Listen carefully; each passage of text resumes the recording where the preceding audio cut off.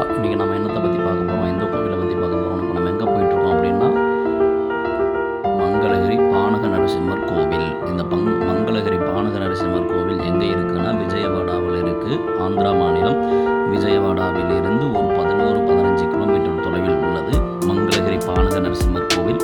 மேல் அகோபிலம் கீழ் அகோபிலங்கிற மாதிரி இதை கீழே லக்ஷ்மி நரசிம்ம சுவாமி, மேலே பானக நரசிம்மர். 4 யுகங்களாக உள்ள கோவில். பகவான்